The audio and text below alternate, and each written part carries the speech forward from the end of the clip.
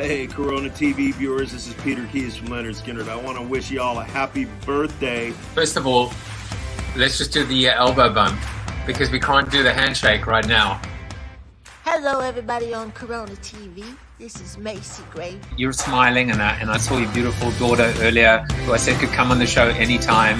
Welcome, Shiv Singh. Thanks for having me, Joseph. Great to be with you.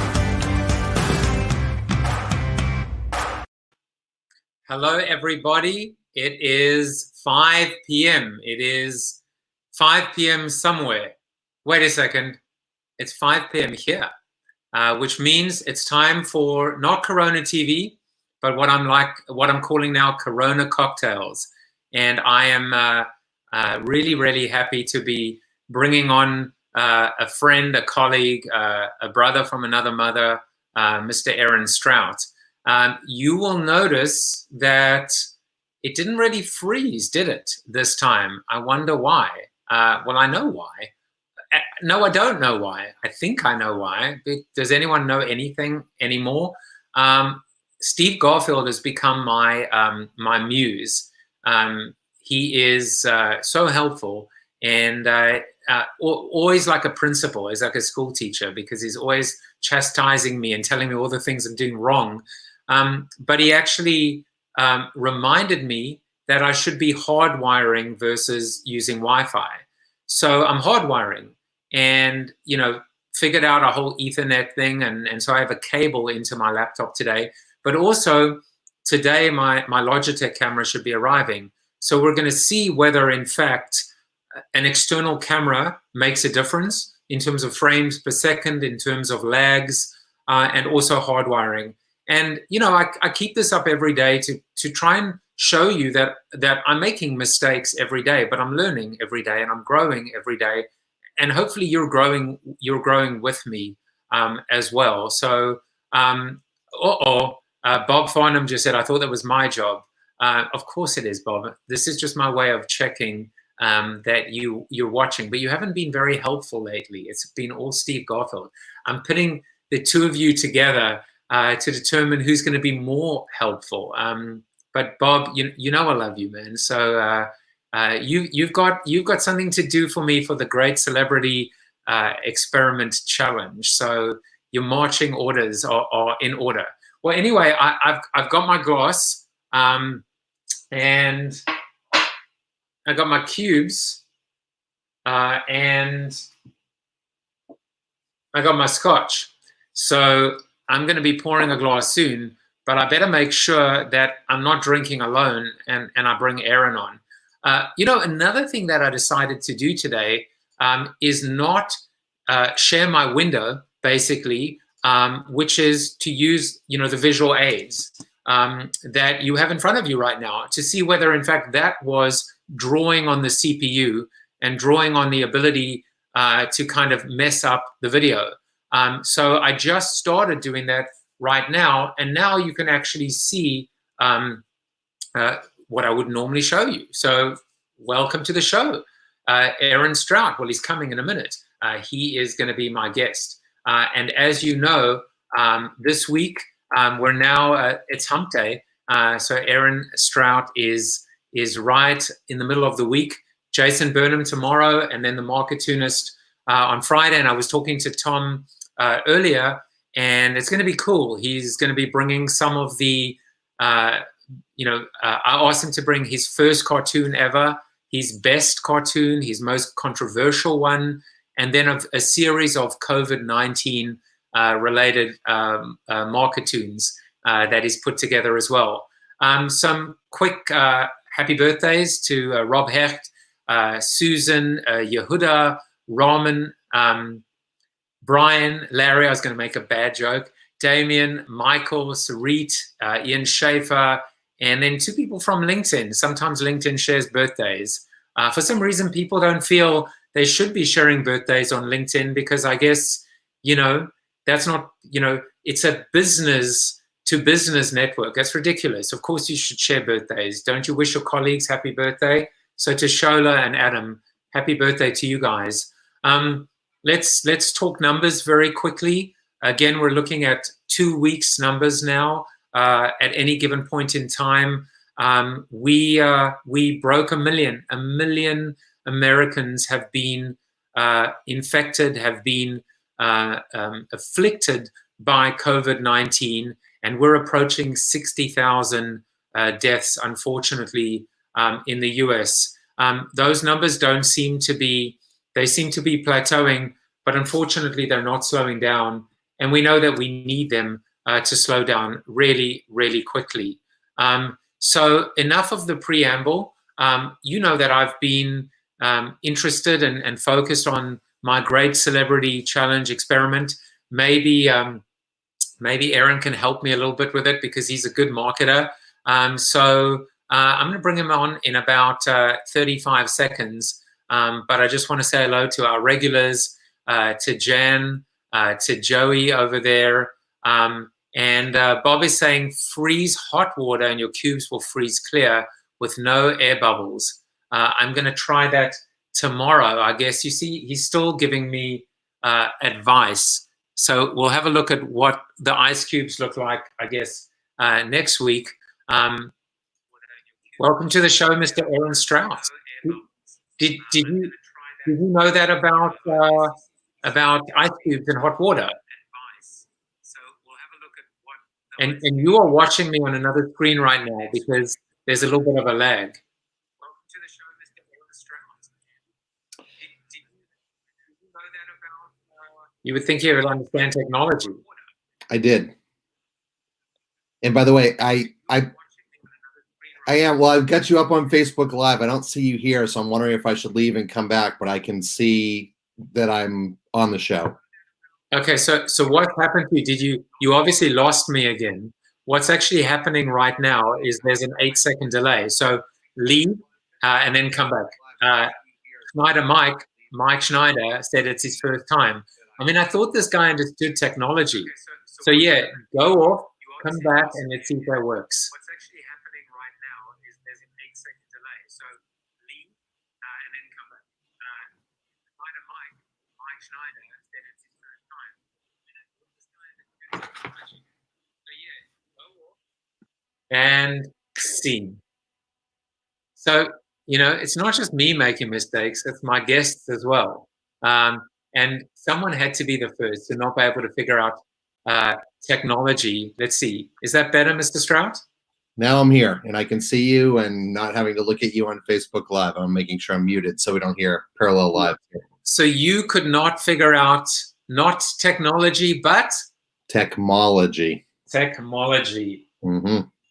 It's time to fill our glasses, my friend. And it's filled. A little midwinter night's dram from High West, so nothing but the finest. And we got the Oban over here.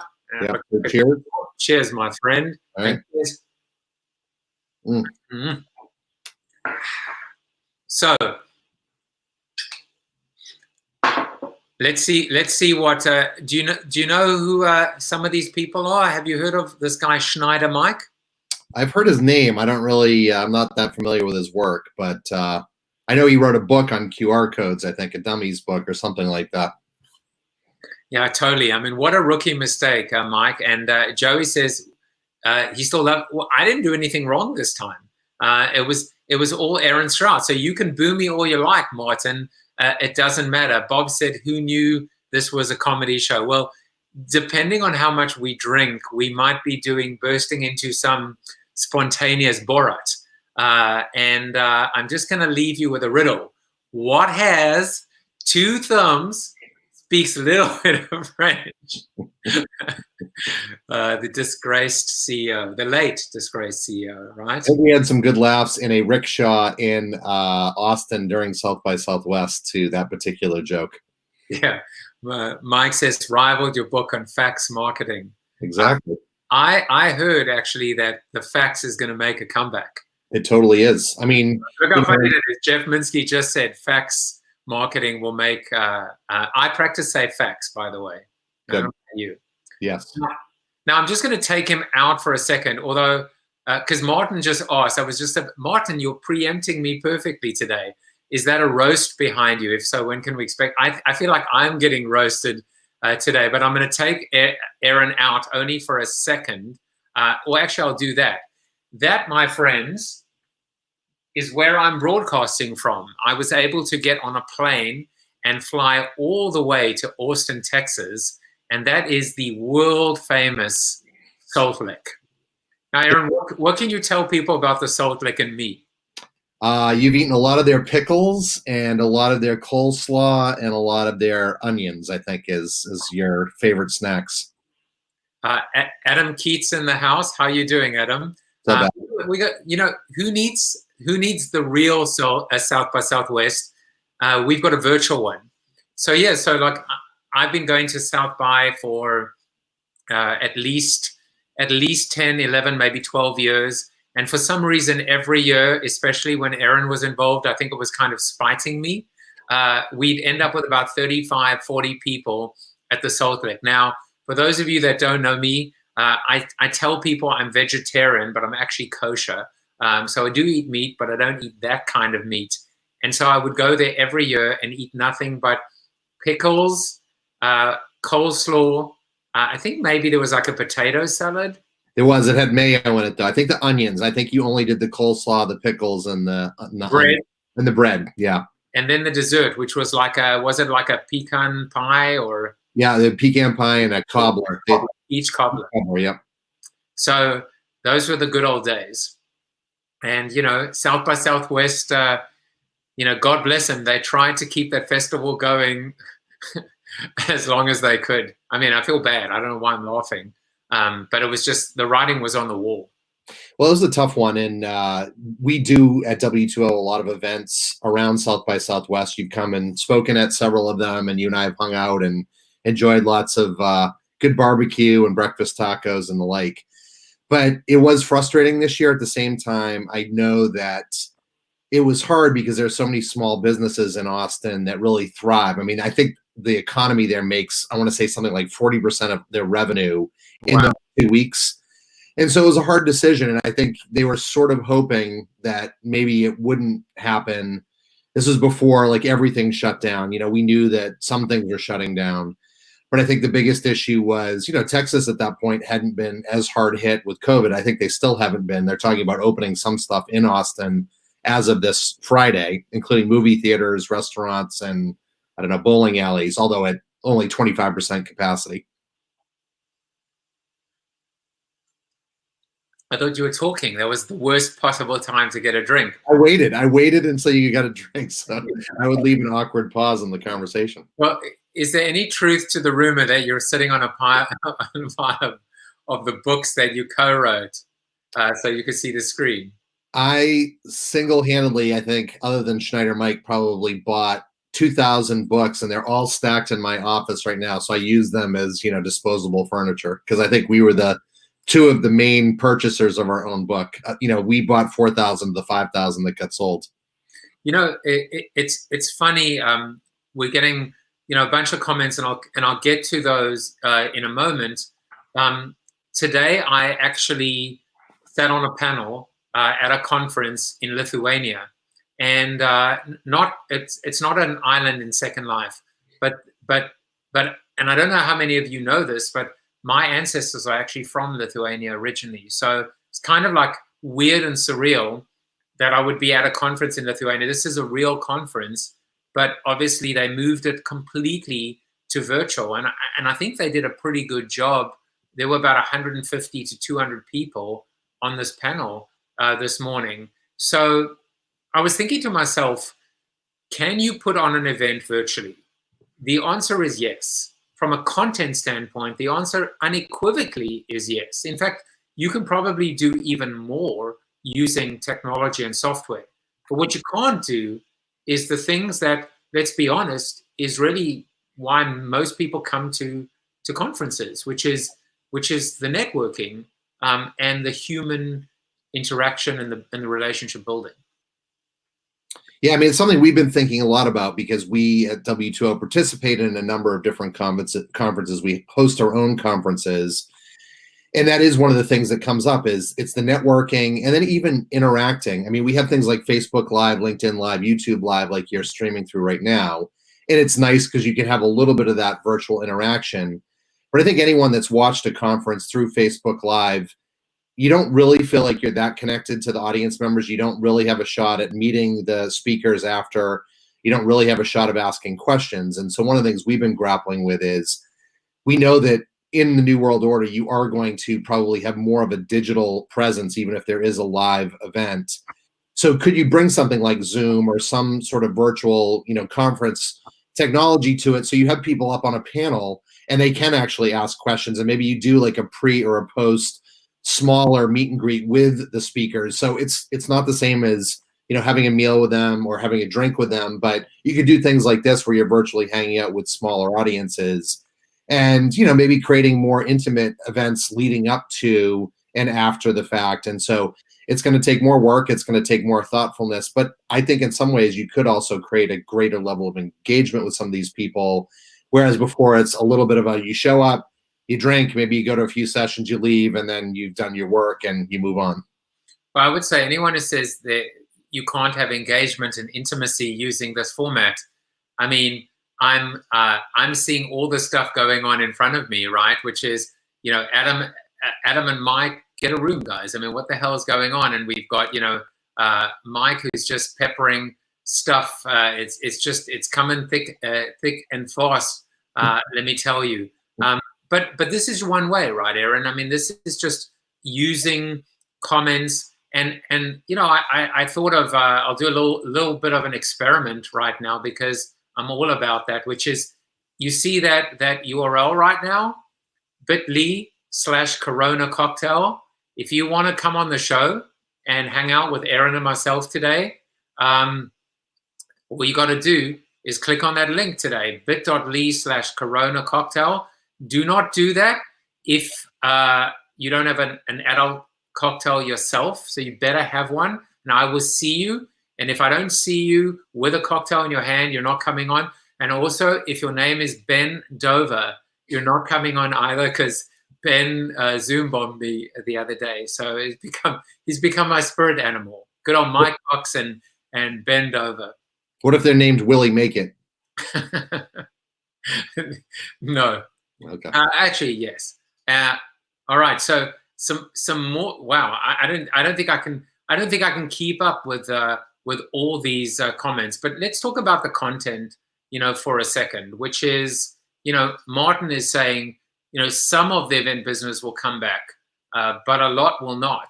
And Mike did say it's a rough time for those in the events business. Look, I'm in the events business. I'm a public speaker. My revenue from speaking short term went to zero. But did it stop me creating content? No. In fact, CoronaTV was born out of that. Necessity is the mother of invention. And I've created new content. One of the, I created an entire workshop and presentation called Preparing for the Next Crisis. Yes, the next one, because there will be a next one. But I think as far as it's concerned, I like your idea, Aaron. I like the fact that why wouldn't we be at every event now thinking about ways that we can actually stream it live and have other people interact? What are we worried about? That it's the same insecurity designed about, if we give it away for free, will people not come to the conference? Weren't you paying attention? They weren't coming for the content. They were coming for the connections.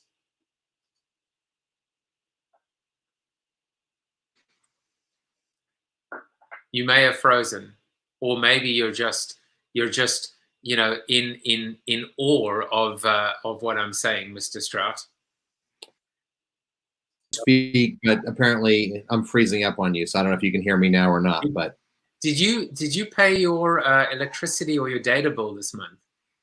Electricity, yes. Data, no. We've just been riding on our neighbor's Wi-Fi for the last. Can you not?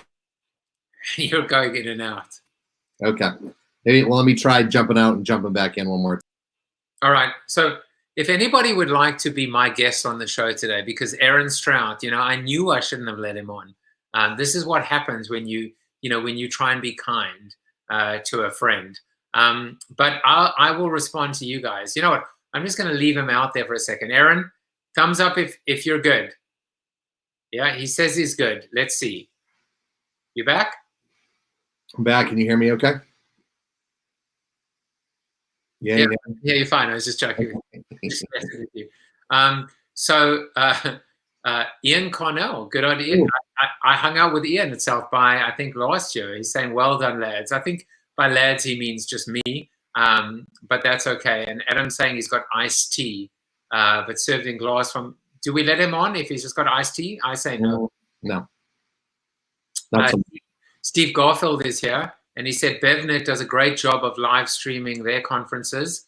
And he also added, I enjoy interacting with the speakers on social media. So, yeah, I mean, what this is doing at the end of the day is, ooh, my Logitech just arrived. nice. Should I talk amongst yourselves? I'll give you a topic. Rhode Island is neither a road nor an island. Discuss.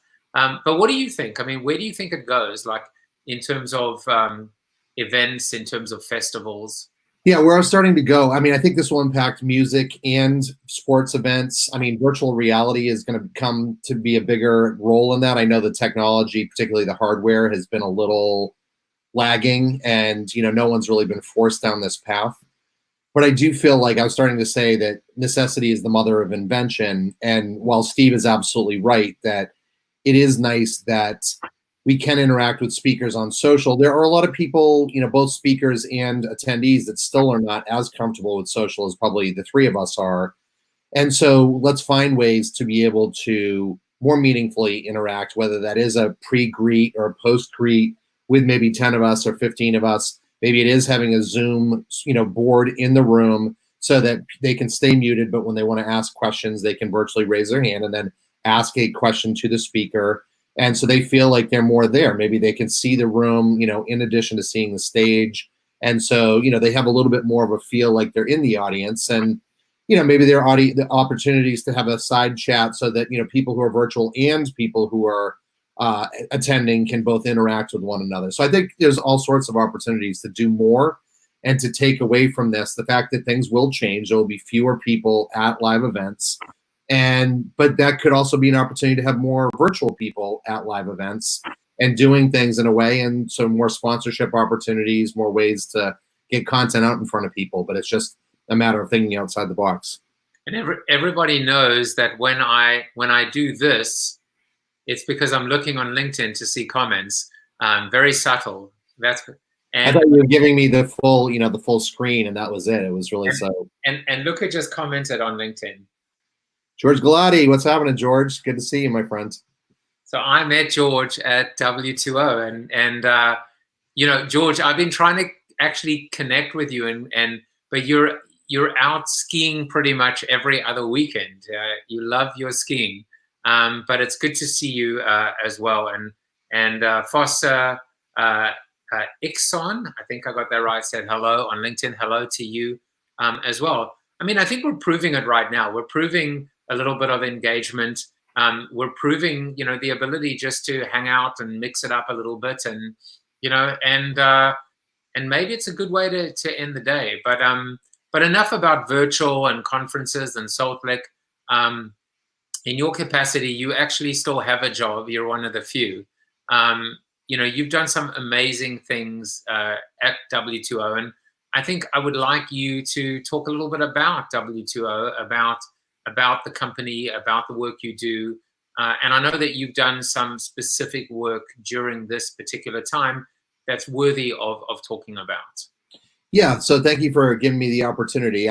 After being at Powered with Joseph back in, whatever that was, 2009 to 2011, I think. Yeah.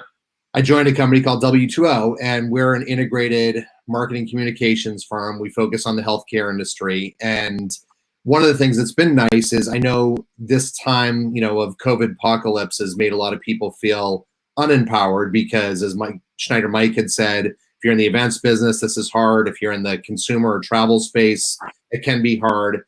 And, fortunately for us, a lot of our clients are still marching forward. However, we have also felt a higher burden to do what we can to support. And I guess just starting with, Mr. Galati, who does sit on our board and has become a good friend. He's created this fundraiser along with a number of us, our CFO and other colleagues, called PPE and Surgical Mask Frontline for Workers. We're calling it FEAR, which is an pseudonym or a what do you call it? Not an acronym for that.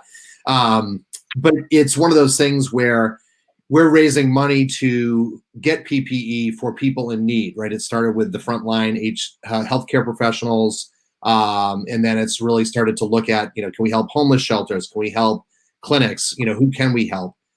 So that's just one of the efforts that we're raising money for, and finding logistics and transport and, actually securing the masks. And we've already raised over 100,000 with a goal of raising, close to 250 or 300,000.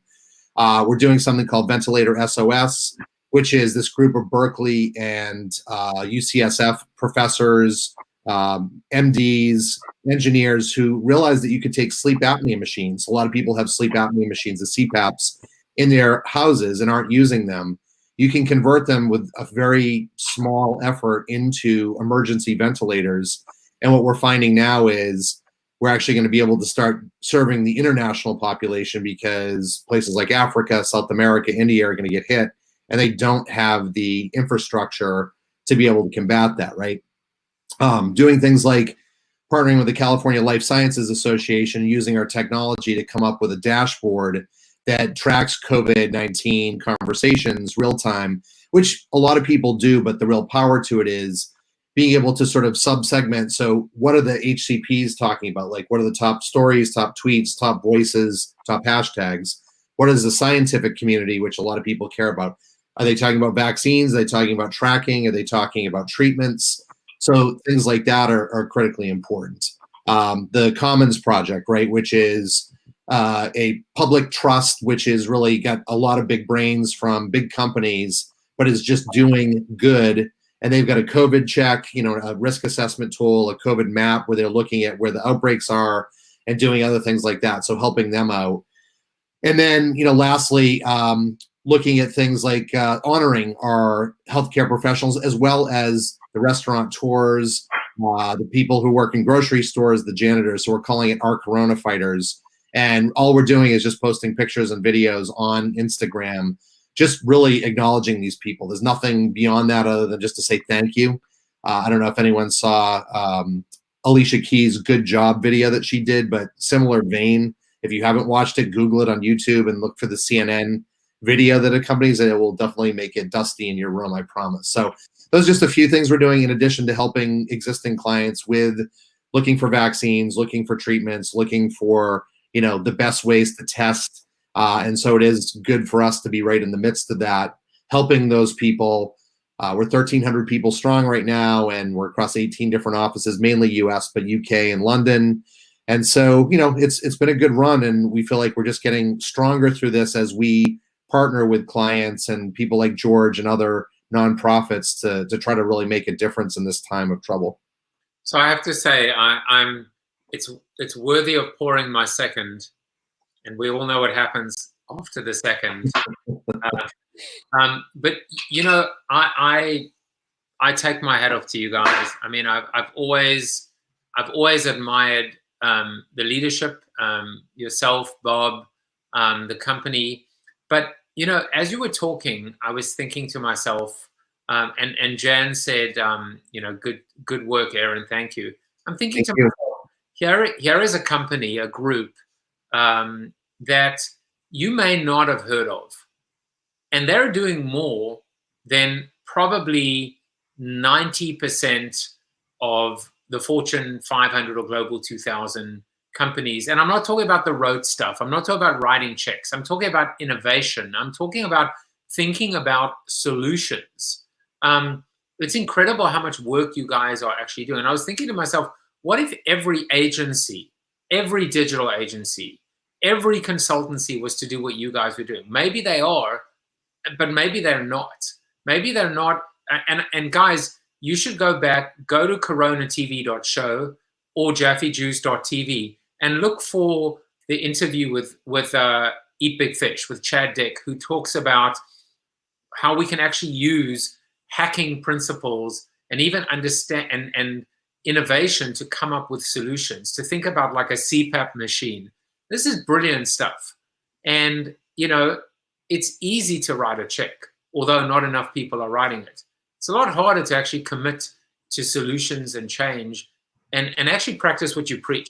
And I think that's what you guys are doing. So cheers. Well, and thank you, and I'd be remiss if I didn't, give a nod to Jim Weiss, who's our CEO and founder, who I know you've met, and Jen Gottlieb and Richard Neve and the board, who has really endorsed us to do this. And it's the right thing to do, but it is one of those things where there's an opportunity cost, and so we're doing it because we want to help fight this and help get people back to normalcy.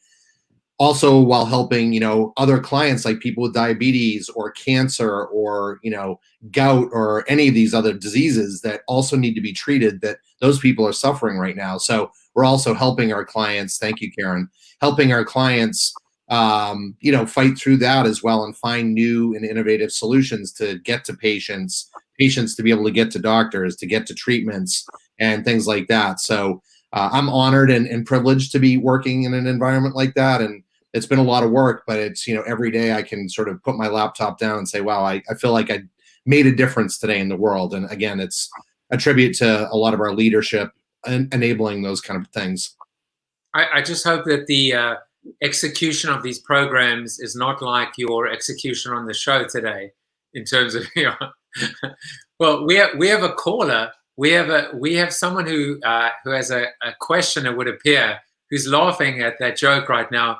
He's drinking right now to prove that he in fact has a cocktail. So let's bring him on and see if we can crash Corona cocktails. Hello. Oh wait, it's Mike. Hey guys, I made a cocktail because so the question is, could he make it on, and then we can laugh at him if technology fails him. So I'm here. So Cora, who are you and what do you do? Do you have a question for our illustrious guest? I have many questions, but I mean, I guess I should introduce myself, Mike Schneider, but I go by Schneider Mike. More recently, can you not hear me? We can hear you. I hope that was all right. I think I can't hear him. So if you can hear him, then you have to translate the question for me. Incredible. See, the guy doesn't know. He's having a hard time with the technology because he's not a technology guy. Come back in and see if that works. You want me to come back in? I have to leave and come back. Strout, Aaron. But you can still hear me and see me, yes? Oh, we can hear and see you. I'm going to enjoy my Negroni while you're coming back in. I think you can hear it. Oh, there, he's gone. Anyway, welcome to the show, Mike. Great to be here. The reality is, I wanted you on, and your publicist, your agent, your manager, they don't return my calls. I think you're number 97 on the Great Celebrity Experiment Challenge. So the only way I could get to you was through Aaron. I mean, the best way for you to get to me is just to taunt Arsenal like you usually do. And I'll be right there, ready to talk to you. You know what? I'm sorry, Mr. Zan, but, part of me is just going to enjoy it to see Liverpool not win the league. But I don't know. Well, Michael Schneider, it's good to see your face. It's been a while, my friend. Great to see you too, sir. I guess for the people who don't know, Mike Schneider, but I go by Schneider Mike still. And I used to be in the tech community, but now I have since moved into food and beverage media. I'm the CMO of BevNet.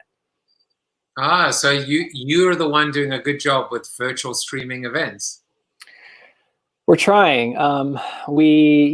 Events are a huge part of what we do. BevNet Live, Nosh Live, Cannabis Forum for Food and Beverage, Brewbound Live. We do those that event series twice a year, and it's like kind of the backbone for partnership in food and beverage. It's one of those just events where you come to the event for the content, but the networking is really the place where you advance your business. 2 or 3 milestones. And, it has cool elements. It's got on-stage content. There's a pitch competition. We've got workshops and, parties and things like that. It's just, this is a really tough time, obviously, for us because, Aaron, you were talking before about replacing serendipity at events and, replacing the in-person experience like we're almost having right now, but we're not really quite having. I mean, what kind of things are you looking into? I personally the first thing I thought of was back in the day, we used to mess around with stuff and it's just like, hey, I should talk to Second Life. So I'm having conversations with those guys about, should we be trying to have like, interactions in these larger worlds. And, I don't know that that's necessarily the right answer right now, but I'm curious what you've been looking into. Well, I mean, I shared some of those things up front, and I think that it's how do you recreate that sort of integration and that serendipity and that connection that you have when you have smaller audiences. And I'd asked on Facebook, I think it was a couple of weeks ago, just if I were to do some interviews like Joseph's doing here with celebrity chefs or musicians, would people be willing to pay to have a small audience with like a Chef Aaron Sanchez or Lord Huron or whatever, with all the proceeds getting donated? And I think those are experiences that are sort of unique and new. And, that's one. The other is like, can we use virtual reality similar to what you're talking about with Second Life, which by the way, I didn't even know still existed until you just mentioned it. Does. I learned something today. Is there a way that we can use technology differently to get to know each other? And I would argue that a lot of us have gotten to know, I mean, you and I have probably passed in cities over the last couple of years, and it took Joseph getting us on the show together. We wrote a book together for those that didn't know back in the day, but sitting on it right now, so to do that. So, I think even doing things like this for my daughter's 21st birthday the other day, she's in Chicago. I got a surprise Zoom with. So you get him rolling, and then his technology fails. I think what we should do is we should just leave him like that, just indefinitely. Maybe I'll keep this stream going for 24 hours. I like him like this. So Adam asked, do I know? Oh, there. Adam, he knows what team I support. He knows. Come on, you Spurs. You mispronounced "come on." All right, and that's the end of Schneider Mike. How do I boot him? He's waving. Do I ban him from the studio or kick him from the studio? I'm just going to kick him from the studio. So I kicked him, but it's okay. He knows that there's nothing but love. This show is very different. Aaron might be back. Mike won't because I kicked him out. But you know what? It's part of the mix, and it's part of what I think I'm building, and I think what we're building as well. Bob says, just leave him like that. I wanted to, actually. I love all the comments, and I love the fact that you guys are, I see people, whether it's Jan, whether it's Bob, whether it's Adam, whether it's Mike, and here's an important point. You guys are spending 40 minutes with me, 45 minutes with me, 45 minutes with Aaron and me. And you know what? And I appreciate that, because 45 minutes of your time is valuable time. And maybe it's changed a little bit. Maybe 45 minutes of quality time now is different to how it was before. Maybe you didn't have 45 minutes before because you were running in so many directions. But this is the change during the big pause that I see happening, where we're starting to evaluate and reevaluate what's important to us. Some people are changing jobs and professions. I'm not, but I am changing my priorities. And I'll tell you one thing. There are a lot of people that either I pissed off inadvertently, because I would never piss off someone intentionally, or people that pissed off me. I'm trying to mend every single fence that I've broken or that's been broken over the years, which is not the case with Aaron and I, because the only beef that I have with Aaron is just that we don't spend more time together. True. And you can, so I've come back through Firefox. I'm realizing that maybe Chrome is the culprit. Ironically, I do probably 8 to 15 Zoom or Ring Central calls every day. And this one, just didn't seem to like it. But Firefox seems like it's much happier with this technology. All right. Hey, Mike, you can come back. If you feel that you want to tell us about ways to replace these interactions, I'll bring you back. But, today's just been all about much looser, much more relaxed. And, I see the comments, and it's great. It's great to see what this show has given me an opportunity to connect with people again. Just that, again, like as I was saying, that I didn't get a chance to. So, seeing Adam Keats over there, Adam went to South Africa, celebrated a bar mitzvah there. My son's bar mitzvah was meant to be in Israel. We've canceled it. So we're dealing with that. It's coming up, but we're dealing with that.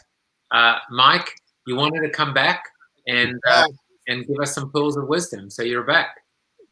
That was your chance to boot me. I appreciate that. That was funny. And by the way, I do have to take a quick second to say, Michael Donnelly, thank you. It's great to see you.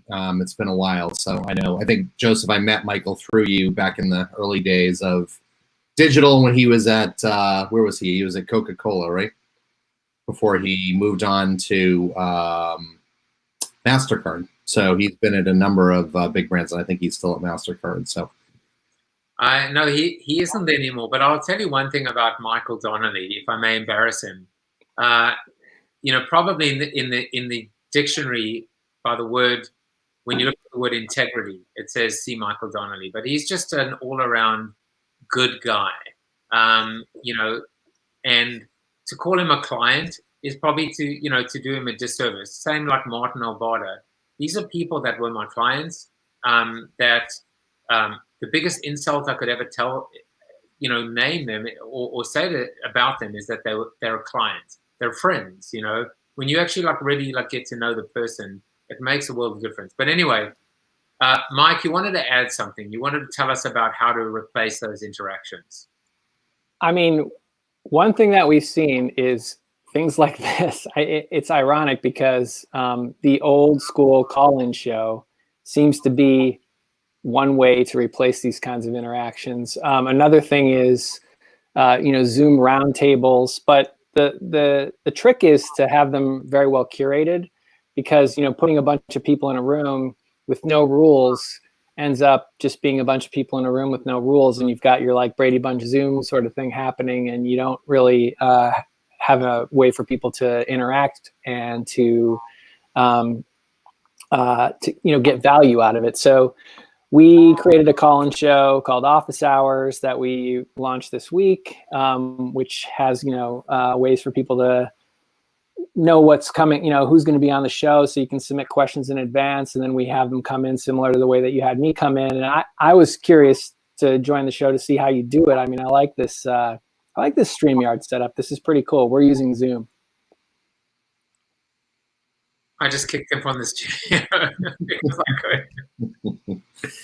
Yeah. So I felt he was monopolizing your time, so I just kicked him. That's okay. I did are you a Howard Stern fan?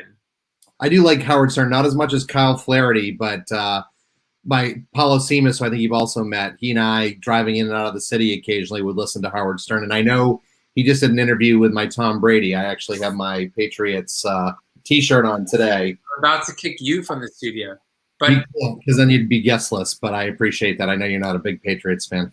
What he does with Marianne from Brooklyn, I was doing with Mike, which is, as he was talking, I just booted him. So he just came back now. He doesn't realize I just kicked him again. It's actually giving me such joy to keep kicking him. But Michael Donnelly just returned the favor. He said, great people do great work together. And how do you pronounce that? Y'all are some of the very best. Well, you know what? I am looking forward to seeing Mr. Donnelly and his boys. Looks like they're about to do a bit of a mass haircut. So it's interesting to see what happens as well. So Mike was saying, I didn't know you kicked me out again. You're welcome, Mike. I just did that. It gave me joy just to kick you out because you're an Arsenal fan. That's all. And thanks, Adam Zan, for reminding us that Brady isn't on the Patriots. I think I may have heard that news, but what? Yeah, apparently Jared Stidham is their new quarterback versus Gronk is still part of the Patriots, right? No, he's not. All right, so listen, we are Mike. I really appreciate the fact that you came on. It was awesome, and today was very different. I did cocktails with Scott Monty. It was a very different experience. It was a good one. Each cocktail thing is different in a unique way. But as I said to Aaron before, these were our show notes. I think we got to one of them. There were no show notes. This was just about hanging out and enjoying and catching up. And that's what I said to you. It's just two friends catching up, which is why that's all I got here. Look at this. for more information on Aaron. Visit. You can actually look me up on. I did actually send it to you, ironically, but you can come to see me on the Twitter. So at Aaron Strout on Twitter. I'm stroutmeister@gmail.com or astrout at W20, and it's a O, not a zero, group.com. But there's also a podcast show that I did that Joe was on early days with one of my former peers, Bob Pearson. He and I are going to do a new version of it, but it's called the What to Know. So what, the number 2, KNOW. We've had people like Katie Couric, like Dr. Eric Topol, like Chef Edon Sanchez and others on the show. And so looking forward. I said you were on it, but I'm going to redo it with you because cool. The What to Know podcast. What? Number 2, KNOW. Oh, the what? 2? Yeah. Oh. You'll notice that the letters W20 happen to appear in What to Know, which is part of the impetus. So, like that? Yeah, it's on iTunes, Stitcher, and Spotify. And, we do 20, 25 minutes. I recently had a woman named Dr. Angela Rasmussen on, who is a virologist at Columbia University. She shared a lot of insightful information. We're going to have a night. His name is Sir Dr. Michael Jacobs. This Friday, we're recording it for next week. So that's going to be on, talking more about sort of the ins and outs of COVID-19 and everything you want to know. But we do have fun guests on, and Joseph will have you on sometime, hopefully in early June, I think is what we talked about. And Adam said future guests should bring their cocktail and that a Corona cocktail recipe. And Mike said, great to be on. Thanks, Jeff, and great to see you, Aaron. Good to see you, Schneider Mike. Adam said, like that concept, Aaron. So yeah, I mean, it's a great concept. And you know what the thing is? It's like pushing boundaries and just innovating and creating. That better be alcoholic, because I've had. Well, I still have this. I'm just mixing. It's 2:40 my time, so I have to be a little careful about how much I consume. Is that still your first one? It's still my first one, yes. That's poor. You're not being invited. I have 3 hours more of meetings today that I have to do, so I have to be somewhat coherent as I show up for those. That's 3 hours more than the average public speaker has on a daily basis. But I was busy today. I had a lot of stuff going on. I had to change the toilet paper. I had to. But Aaron, it's been fun having you on. What's Mr. Bob Pearson up to lately? What isn't Bob up to? So he is still a strategic advisor for our firm. He's written, I think, another book.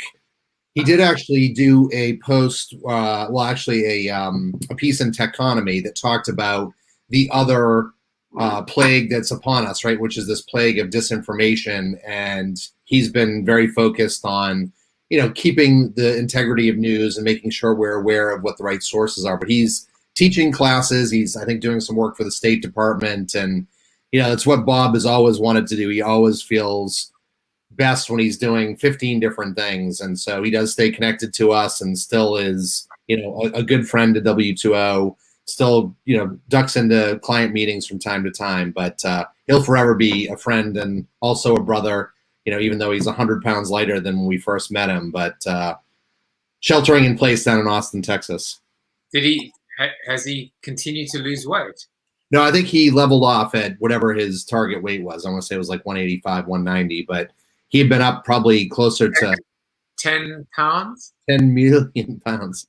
By the way, I do have to say thank you to Steve Garfield for posting the What to Know podcast link in the comments. That goes to the iTunes version. Again, if you prefer Stitcher or Spotify, you can get it there, and we also post them on our website. So, Karen, yes, I am out here in California.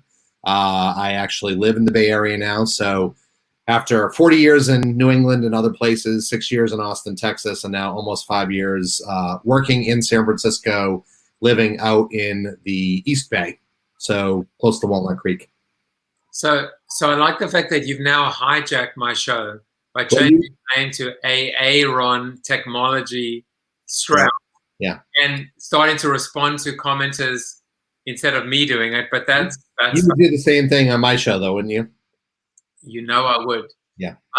So what we're going to do right now is not for too long, because I'm going to go out and hang out with my family a little bit. You know, they get very concerned after all the drinking at 5 p.m. Well, it's now 5:50. But I hope you guys enjoyed it watching today. This was meant to be as it was for me, which was just two friends catching up, and not just the two of us, but with all of you guys. So Aaron, hopefully you'll come join us on the Zoom link. I put the link on the scroll. It's in the show notes. Got it. Take the waiting room off to see if Ben joins us. Why not? Life is short. But I'll be back tomorrow with Jason Burnham. Aaron, thank you again for coming in, buddy. Thanks for having me, and great to see all these familiar faces in the chat. So appreciate it.